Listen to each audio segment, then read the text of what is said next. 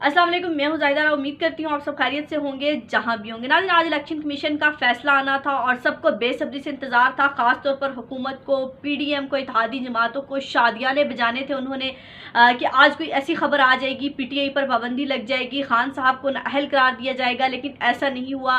13 accounts ऐसे जो थे, जो खान साहब क्लियर नहीं कर सके अभी तक के वो कहाँ से आए हैं और किस तरह आए हैं, तो वो क्लियर किए जाए। शोकाज नोटिस जारी किया है और फाकी हुकूमत को खत भेज दिया गया है। फाकी हुकूमत को तफसीलात भेज दी गई हैं। 15 दिन के अंदर अंदर फाकी हुकूमत इस पर फैसला कर सकती है और खान साहब इनके पीटीआई जो है सुप्रीम कोर्ट में रेफरेंस भी दायर करेगी, चैलेंज करेगी इस फैसले को। तो पीटीआई ने फैसला नहीं माना। हालांकि सुप्रीम कोर्ट ने ये हुक्म दिया था कि इलेक्शन कमीशन जो फैसला सुनाएगा वो तमाम जमातों का एक ही वक्त में सुनाया जाएगा, चाहे वो पीटीआई हो, चाहे वो पीपल्स पार्टी हो, चाहे वो नून लीग हो। लेकिन उस हुक्म के बावजूद आज पीटीआई का फैसला सुनाना इस बात का कहीं ना कहीं जेस्चर देता है कि फैसला किसी की ख्वाहिशात के मुताबिक सुनाया गया है, किसी को खुश करने के लिए सुनाया गया है। जो इतने सालों से 7-8 साल से केस चल रहा था, इतना सीरियस नहीं लिया जा रहा था और उसमें कुछ ऐसा था ही नहीं कि सीरियस लिया जाता, तो आज उस केस का फैसला इसलिए सुनाया गया क्योंकि तमाम जमातें मिलकर, पीडीएम इंसिक्योर हैं, इत्तेहादी जमातें, कि खान साहब का मुकाबला सियासी मैदान में नहीं कर पा रही, ग्राउंड रियलिटीज़ में नहीं मुकाबला कर पा रही, महंगाई में नहीं मुकाबला कर पा रही, आवाम में नहीं निकल पा रही। इसलिए जो है इलेक्शन कमीशन पर जोर डाला गया, कुर्बानी का बकरा बनाया गया इलेक्शन कमीशन को, जो है सुल्तान सिकंदर साहब को, कि जो है फैसला सुनाए और जो है ना पीटीआई का तो हमेशा के लिए सफाया कर दें। लेकिन ऐसा नहीं हुआ। अभी जो है सिर्फ शोकाज नोटिस जारी किया गया और सुप्रीम कोर्ट में फैसला चैलेंज होगा। और इंतज़ार तो कौन सी जमातें कर रही थी, मुझे तो हंसी इस बात पर आ रही है कि इंतज़ार फैसले का वो जमातें कर रही थी और फैसला वफाकी हुकूमत को भिजवाया है। यानी कि शहबाज शरीफ जो हमारे इस टाइम वज़ीर आज़म है, जो इस टाइम करप्ट है और उसको क्राइम मिनिस्टर कहा जाए तो ज़्यादा बेहतर होगा, वो फैसला करेंगे कि खान साहब अहल हैं या ना अहल है, कि उनके हाथ से ये फैसले लिखवाए जाएंगे। कि अल्लाह जो है कैसी कैसे हमें वक्त दिखा रहा है पाकिस्तान को कि ऐसे लोगों को मुसल्लत करके और फैसले भी फिर उनसे लिए जा रहे हैं। अब देखते हैं कि वफाक हुकूमत इस पर कुछ करती है या नहीं करती। आइन के मुताबिक 62 और आर्टिकल के तहत खान साहब को ये नाअहल तो करा सकते हैं, लेकिन क्या इनमें इतनी ज़रूरत है कि खान साहब को नाअहल कर देंगे और पाकिस्तान की आवाम जो है इस फैसलों को एक्सेप्ट करती है या नहीं करती। लेकिन अगर ये खान साहब का फॉरेन फंडिंग का केस सामने आया है तो तमाम जमातों का सामने आना चाहिए इलेक्शन से पहले, चाहे पीपल्स पार्टी हो, चाहे वो नून लीग हो, दूध का दूध और पानी का पानी हो जाना चाहिए। मान लिया हमने एक बार के लिए खान साहब को फॉरेन फंडिंग हुई है, तो ये बाकी जमातें भी दूध की धुली नहीं है, इनको भी फंडिंग होती रही है और इनको तो फंडिंग पाकिस्तान को तबाह करने के लिए होती रही है।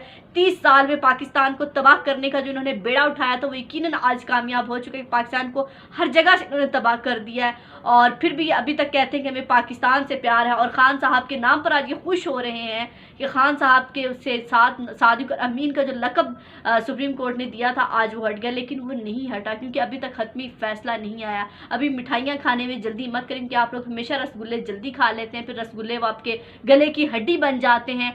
तो फैसला बाकी जमातों का भी आना चाहिए। इलेक्शन कमीशन जब कहता है कि मैं बगैर दबाव के फैसले करता हूं, जो पार्टी जो मर्जी बोले, हम तो फैसले जो है मेरिट पर करेंगे, तो फैसले मेरिट पर कीजिए। मौलाना फजलुर रहमान का भी पता चलना चाहिए कहां से आता है, इनको फॉरेन फंडिंग कहां से होती है। बहुत सारे लोगों के मुताबिक तो इनको इसराइल से फॉरेन फंडिंग होती है, नवाज शरीफ लोगों को कहां से होती है, जरदारी को कहां से होती है ये फॉरेन फंडिंग। तो इस फॉरेन फंडिंग का तो फैसला बहुत जल्दी सुना दिया। हमारी अदालतें भी अब इस पर जाग जाएंगी और जब कुछ करना होता है, किसी को नाअहल करना होता है, फिर ये सब कुछ जल्दी जल्दी हो जाता है। लेकिन जो पाकिस्तान की आवाम के इस टाइम मसाइल है, पाकिस्तान जिस जुल्म की चक्की में पिस रही है, महंगाई है, बेरोजगारी है और जो इस टाइम बिल जो है इस चोर हुकूमत ने पाकिस्तानी आवाम पर मुसल्लत कर दिए कि जिन्होंने लोगों ने इस्तेमाल नहीं भी की। गरीब के घर में 2 वक्त की खाने को रोटी नहीं है और हज़ारों को उसके घर बिल भेज दिया सुपर टैक्स लगा के। तो इलेक्शन कमीशन और जो हमारी अदालतें हैं, इदारे हैं, तो ज़रा इस साइड से निकल के पाकिस्तानी आवाम के मसाइल पर तवज्जो दीजिए। खान साहब इनकी आंखों में इतने खटकने लग गए हैं कि वो पाकिस्तान की आवाम जिसके वोट से इन्होंने पाकिस्तान में आना है उसकी कोई फिक्र नहीं है। लेकिन खान साहब को रास्ते से हटाने के लिए जो जो ओछे हथकंडे कर सकते हैं करें। अब तक पाकिस्तान की आवाम के मसाइल के लिए शायद हुकूमती अरकान में से किसी ने कोई ऐसी प्रेस कॉन्फ्रेंस नहीं की, लेकिन पाकिस्तान आज इस फैसले पे 8 प्रेस कॉन्फ्रेंस जो इत्तेहादी जमात कर सकी है। 1-2 लोग रह गए होंगे शायद। तलाल चौधरी साहब तक इस पे वो जो कर रहे हैं, बयान दे रहे हैं, तो शर्म आनी चाहिए लोगों को कि अपने अपने क्या करतूत है। पानामा केस हो या फिर विकीलीक्स हो, वारियम, कोई ऐसा मसला है जिसमें आप लोग नहीं है, फिर आपके पास करप्शन, फिर आप लोग कहते हैं हमारे पास साबित नहीं हुई, और फिर किस मुंह से जो है आप शराफत के और ईमानदारी का जो है ढोंग रचाते हैं।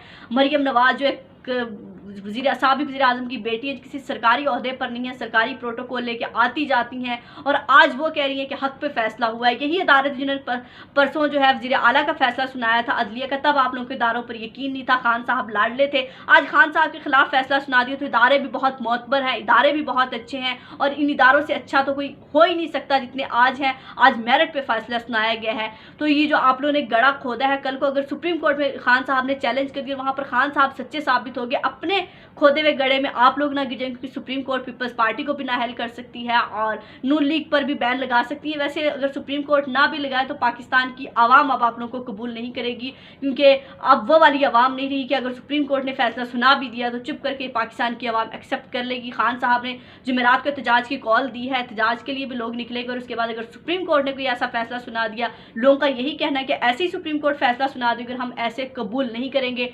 पहले इन लोगों से हिसाब लिया जाए, चोर चुकारों से जो हम पर मुसल्लत कर दिए गए हैं, खान साहब से, तो बाद में हिसाब लिया जाए। लेकिन मुझे ये एक बात बड़ी हंसी है ये कि फॉरेन फंडिंग में जो ओवरसीज़ ने खान साहब को डोनेट किया वो तो अभी भी डोनेट कर रहे हैं, यानी कि हम वर्ल्ड बैंक के आगे झुक सकते हैं, IMF के आगे झुक सकते हैं, भीख मांग सकते हैं, सब कुछ कर सकते हैं, लेकिन अपने ओवरसीज़ को ना वोट का हक दे सकते हैं, ना ओवरसीज़ को की जो मदद है उसको एक्सेप्ट कर सकते हैं। जो अगर मदद भी करेंगे तो वो ममनुआ फंडिंग में आएगी, यानी कि गैर कानूनी फंडिंग में आएगी, यानी कि उनका अपने पाकिस्तान पर इतना भी हक नहीं है। उनके डॉलर्स, उनकी सारी चीज़ें तो हमें अच्छी लगती हैं, लेकिन ओवरसीज़ अगर पाकिस्तान के किसी सियासी जमात में पाकिस्तान के फ़ायदे के लिए काम करें, हम उनसे कोई फ़ायदा नहीं ले सकते और ना उनको वोट का हक दे सकते हैं। शायद ओवरसीज़ से इतनी चिड़ इसलिए कि शायद वो खान साहब को ही एक लीडर मानते हैं और खान साहब के लिए वो खड़े होते हैं, खान साहब को वो आज भी डोनेट करने को तैयार है, बाकी किसी जमात को डोनेट करने के लिए तैयार नहीं है। तो फॉरेन फंडिंग का केस इतना सा था और इसमें और ज़्यादा कुछ नहीं है। तो वक्त बता देगा, सुप्रीम कोर्ट में चैलेंज हो जाएगा कि फैसला था या नहीं और क्या होने वाला है। अपना और अपने प्यारों का बहुत ख्याल रखिएगा, मुझे दुआ में याद रखिएगा। अल्लाह हाफिज़।